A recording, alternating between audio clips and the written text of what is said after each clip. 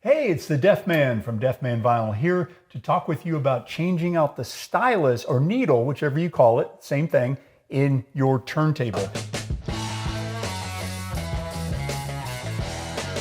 So the important thing to remember when trying to track down the proper stylus for your turntable is that the stylus actually needs to match the cartridge. And just for reference, this is the audio cartridge. This is known as the head shell, and then the stylus clips on to the audio cartridge, which is actually creating the magnetic signals which transfer into a phono signal and give you music.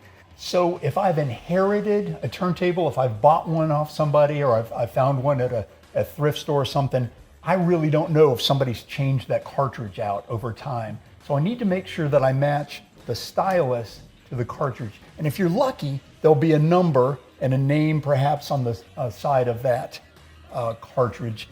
So I can look on here and see that this is a Shure cartridge and it's got a model number on it. And then I can go and find the exact stylus that matches that cartridge.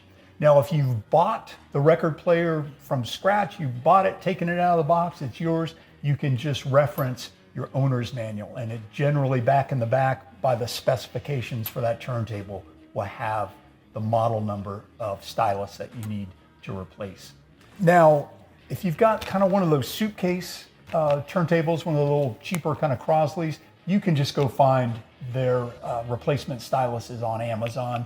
And I think that it's gonna give you a feel for the quality and the fact that they usually sell them in 3-packs. So those aren't super good quality styluses and they need to be replaced fairly regularly on the lower end turntables. So where do you go to find one?